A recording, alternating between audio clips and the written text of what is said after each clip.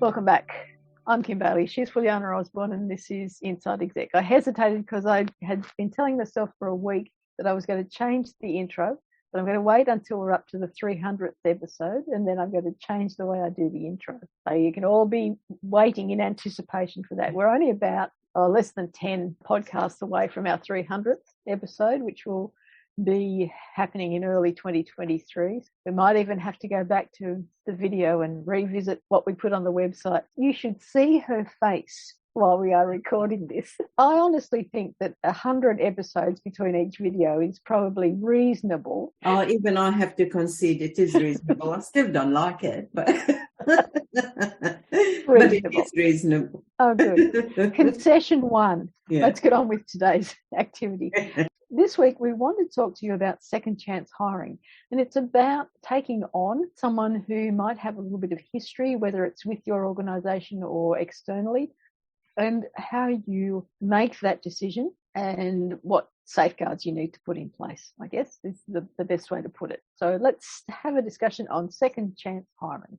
Yeah, second chance hiring. I have seen some examples in my early careers, which I was very, very happy to have experienced or be privy to.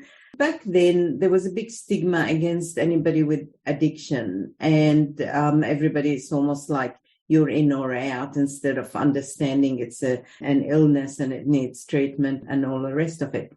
We had a vacancy. I was very, very young and junior. Person applied, and the person had been an addict but has been absolutely clean and everything for over nearly 2 years, but had very, very hard time getting employment because of the stigma and the background. Anyway, my boss at the time, or the head of the organization, the state at the time, hired her and said, look, it's medically, looked at the risk. There wasn't hardly any risk. And it wasn't understanding that this is a condition of employment. If she revert back, that will be. So the risk was contained, maintained safety and all of that. The organization policies allowed him to do that. He took it on and he hired her. And I have to say that was one of the best employees or team member for me, one of my colleagues. She was forever appreciative. It wasn't public knowledge, by the way. I knew that way where, when I started becoming a manager, the way she gave it all, because she appreciated, she was given a second chance. She appreciated, and by the way, she was fantastic even before that. She was fantastic in that she would have been a perfect fit for the job, the way she thought, the way she behaved, the way she would have done that job. And this bit that had on her record put other people off. I was very, very impressed with my manager or boss at the time who made that call, because many others may not have.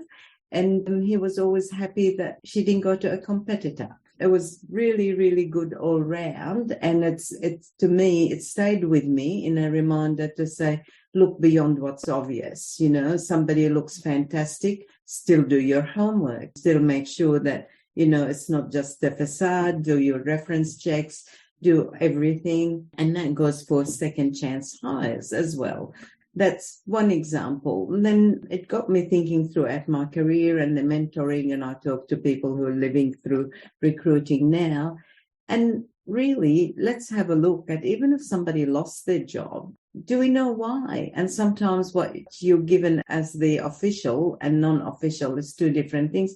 Have a look, because sometimes it could be that maybe the boss was the problem, not the employee. Yeah. However, do not take risks. Make sure you do your homework. Make sure you have looked at every angle of reference checks and that protect yourself, the organization, and the team that you're supposed to be running as well. So that has to be paramount. But don't just immediately cross it out, because sometimes by making some mistakes, we learn from making mistakes. We become better at handling a situation. We grow. Sometimes it's just the wrong fit. That person should not have been hired for the job, and the job wasn't right for them. An example of that could be technical versus general. And to me, a person who's maybe a fantastic architect, as we've seen in our lives, or engineer or technical of any kind, they're really brilliant at that job, but you put them in a managerial position, which is the natural progression of some of those career paths. The person is not good at leading and managing people. They're better at managing technical and projects. So if they lost their job because they want the best leader, and you're in a position to hire them for a better fit job, a more suitable for their experience, their expertise, and all of that, then look at that and then ask back the questions of where the person lost their job. Just say, how did you find them technically? What is it exactly that didn't work? And how did you work with them? And how did you get the most out of them? By having that conversation, not avoiding it or being just a good Samaritan, I want to hire someone who's been hurt before. That's not what I'm saying. I'm saying, look at what it is, do your homework and see, is that relevant to you? Is it a better fit? Is that going to be a good way to go forward for both you, the person, and the organization? My interest in this is in the recruitment process. We have not really changed, and I've talked about this before, we've not really changed the way we make selections. We've certainly changed some of the tools that we use, but we haven't changed the way we make selections for filling of positions. Number one area of concern is that you are ignoring the fact that this person has been honest. Whether they've been honest in saying, yes, I had an addiction previously, or I got sacked from my previous job, they're being honest with you. And the honesty, that characteristic, is far more important than the situation that they're talking about. That they're prepared to take responsibility for their actions or what has happened to them, that they're prepared to be honest about it, knowing that this might jeopardize their chances. They're still prepared to put it up front, because they don't want you to find out about it in some other way and then wonder why they didn't tell you, when you know full well why they might not have told you in the first place. So acknowledge that there's honesty there. First of all, is that something you want in an employee or a staff member or a team member? And obviously for most places that probably is something that you want to recognise. We talked to a guest recently about changing the recruitment process, and she suggested that rather than look at what's on the paper, that you just have a chat with these people. So if you had a chat with someone who said, look, I did have an addiction issue, I feel that it's been addressed. If you're just having a chat about anything in general, you will get a better sense of them than those words on the paper. So having a chat is a good way of moving the recruitment process out of the clinical and into something that's a bit more of finding a better fit for your organisation. The other area of concern I have is that, yes, this person's been upfront and you've done all the right things, you've done all the checks, you've taken them on board and you're happy with what they're doing, but you're judging them, for the most part, against other people in the team. Do you know if anyone else in that team has a current addiction problem, has a current issue that is affecting their work that they're hiding? Is it something that developed whilst they were working there, or did they come to you with that and you didn't know about it? So let's not make those qualifiers the deciding factors in choosing someone for a role, but let's acknowledge that we mightn't know everything, but that the one thing we do know with these people when they come to you and they put their hand up is that they're being honest. And to me, that's the biggest plus in their favour. If they can do the job, if they've got the technical skills, all of that's good, but I want someone that I know I can trust. And if someone's going to come to me and say, look, I had this problem, but I'm prepared to lay everything on the line. Now, I've interviewed people like that. I've interviewed someone who said, before we start the conversation, I need to tell you that I'm 6 months out of jail.